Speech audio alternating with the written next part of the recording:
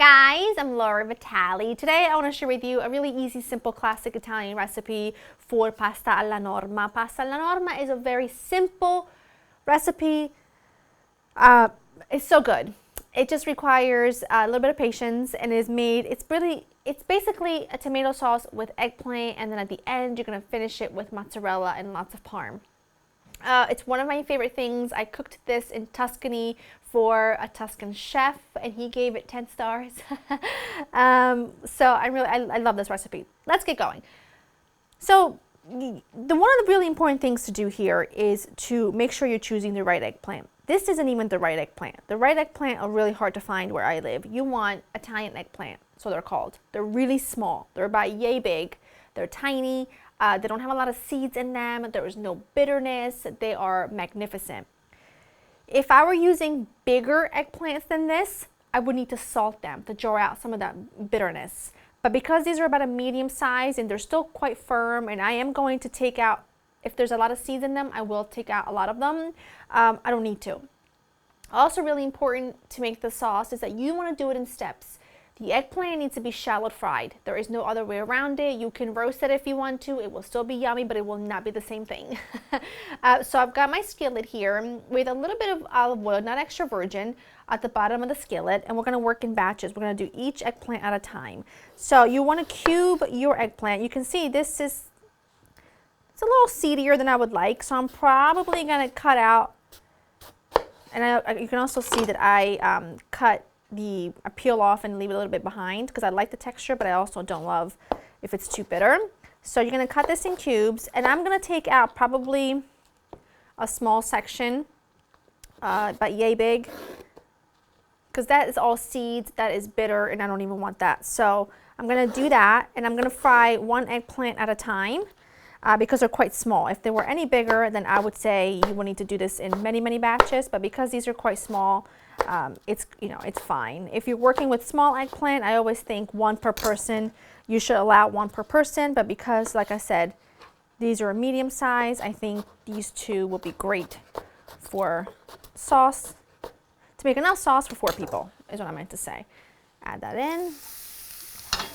One of the things that makes eggplant so delicious is a lot of oil. Eggplant loves oil. It's not shy, but you also want to make sure that you have it at the right temperature so that you're cooking the eggplant all the way through, and you don't have really greasy eggplant, because if the oil's too cold, that's a problem. You can't actually see that the eggplant absorbed the oil, so at this point it looks like your pan's really dry, and do try to use a nonstick skillet if you can help it. Don't add any more oil to this batch because now the oil that the eggplant has absorbed is going to help cook the eggplant, if that makes any sense. So what I'm going to do is I'm going to let my eggplant cook over about medium heat. In the meantime, I'm going to prep this eggplant, and then I'm going to do the same thing. I just kind of run around like so to peel it. I'll dice it. I will remove any excess seeds.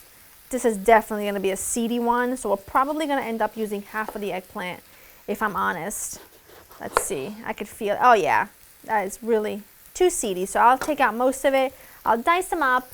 I will cook all the eggplant. I have a paper towel lined plate here that I will put the eggplant on once it's ready, and then I'll show you the next step.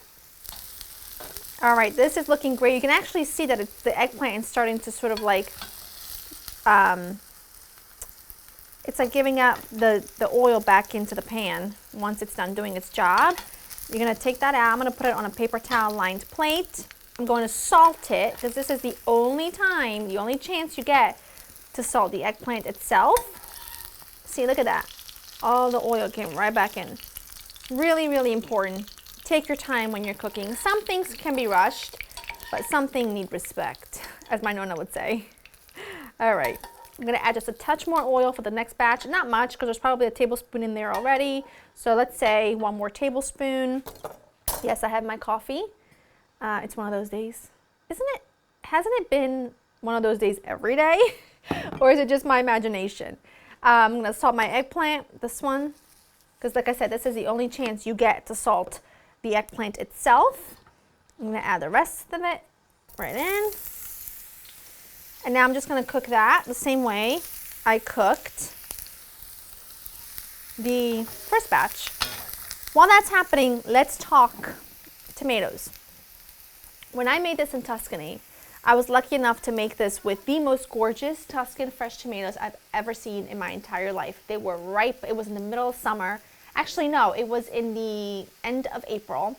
And they were ripe and delicious, and it was warm, and we went to a fresh market, and it was magnificent. I'm going to be using canned tomatoes for this because I don't have any tomatoes that are good enough. So these are Italian whole plum tomatoes. They are peeled. If the peel's in there, just take it out. I prefer whole plum tomatoes and then just squishing them myself so that I get lovely bigger pieces, smaller pieces. You can blitz this in a food processor to get the job done quicker, or you can use crushed tomatoes if you want to. I don't think either of those give you the same results. So take your time, mash your tomatoes. If any sections of the stem is like really green and hard, discard it. And then what I'll do is I'll chop up a little bit of onion. I will peel a couple cloves of garlic, and then we move forward. Second batch. She's back. Say, I'm back. I'm back. Say hi, guys. I do that. Put a little salt in the eggplant. Go ahead. Say, oh, that's good enough. A little salty on that spot. Say, amore di mamma. Amore di mamma. Mama. Here, come on my hip. Okay, let's put some oil. Good. Little oil in the pan. Very good. Okay, we've got a little bit of chopped onion. You're gonna stir it. And a couple cloves of garlic that I've chopped. Smashed, but didn't finally chop. That way it gives you a much more mild flavor. You need a little more oil. A little bit dry. Hey, what would Nona say? Hey. Right? Yeah. What would she say? Oh. Oh. She'd say, oh, what you doing? What is this? Mommy. It's tomato sauce. Tomato sauce. Yeah? What happened to your arm? Do you have a little chocolate on your shirt? Yeah. Mmm. It's yours, Mommy. You ate my chocolate? Yeah. It's okay, I'll share. I'm just gonna let these cook for a few minutes, just to soften them. They don't have to caramelize. Ayo! Add your tomatoes. Say tomato, tomato. Tomato, tomato. Potato, patata. Tomato, tomato. Basil. Basil. Basil. I'm gonna put basil. Can you put a little bit of salt? And that one too? Come on, grab that little one. Go ahead. Add it in. Okay, a little bit of salt. Okay. Just a tiny tad. That's enough. It's plenty. Good. Beautiful. Mommy will add a little pinch. Don't forget the eggplant salted, so you don't want to go overboard. I'm going to give this a stir. And then I'm just going to go ahead and cook this for about 15-20 minutes. Doesn't need to cook that long. Let's say 15 minutes. And then when it's about 10 minutes away from being ready, I'm going to go ahead and add my pasta to the boiling water, and we're in business. Grab my mozz, grab my parm. Oh, good. Sauce looks perfect. My pasta has like 5 more minutes of cooking. I've been snacking on the mozz. It is what it is. The last 5 minutes, you want to add your eggplant to your sauce because you want it to finish cooking and warm through. But you don't want to do it any earlier than that, otherwise it's really just going to fall apart. So just give it all a really good stir. I tasted the sauce for seasoning. It is perfect. It does not need anything else. We're just going to let this sit and do its thing. I've got my mozzarella. This is, I'm going to call it dry, but what I mean by that is it's not swimming in water. Either will do. It doesn't have to be this specific kind, but this works really well. It melts really well. A little more basil if you want it, lots of fresh parm.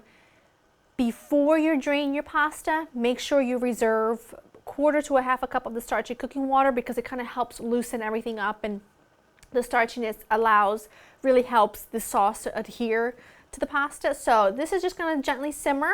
It's delicious, and I honestly have to tell you, this that on a piece of charred bread with a ball of fresh mozzarella teared on top is my idea of heaven on earth in terms of food. And that would be delicious. That would be delicious over polenta. That would be delicious over anything. On its own, what have you. It's very, very good. So we're gonna let that do its thing. Join the pasta. I'll meet you back here. We mix it all together. We serve, we eat, we're happy, done. Okay, drained my pasta. I swapped my pans because I want a little bit of heat. I'm gonna add my sauce. I'm gonna add some of that reserved cooking water. Make sure when you cook your pasta, I'm using penne, you can use any pasta you want. Make sure when you're cooking pasta, you cook it in really well salted water. It's the only chance you get to cook the pasta itself. That is gorgeous already. Stir in your sauce little at a time, like that. Just want to make sure it's getting well mixed. Oh, and the smell of that is just like pure heaven to me. Cannot wait to dig in. You have absolutely no idea. I have been eating the sauce with a spoon this entire time, not gonna lie to you, since I added the eggplant in. That is fantastic. You can see it's not like a saucy sauce, like a soupy sauce. I don't know how to describe it. It's got really lovely texture and it just sort of sticks to the pasta, and the parm becomes like edible glue for everything else. It makes everything kind of hold together, stick together, and be fantastic. The mozzarella is a little mild, but it's got good melty, it's got a good melting quality to it that I like. I'm gonna turn it off. Turn that right off. Add your mozz. I'm just gonna add yay much. Then I can always add more on top. And then you just let the heat start to soften it. See it's starting to melt. Lovely. That is like the pasta of my dreams right there. Add that to your serving dish. Oh, it is gorgeous. It is gorgeous. Oh, I love it. You don't need any more of that. You need more parm. You need a few bits of basil. If you want to, you could do an extra drizzle of oil on top. I don't think it's necessary because the eggplant were cooked in quite a bit of oil, so I don't want this to come off too greasy. But that is the dinner of my dreams that I cannot wait to dig into. A little hot pepper flakes would be great here for a little heat. The mozzarella is soft and melty. Mia's gonna love this. She loves pasta. Takes after her mother. Perfect. Hot. So good. Not difficult. If you wanted to, you could add mushrooms. You could do whatever you want, but that is the classic Norma that I know and love, and I think you will too. Go to laurainthekitchen.com for the written recipe. I hope you enjoy spending time with me. I'm gonna go to dinner, and I'll see you next time. Bye.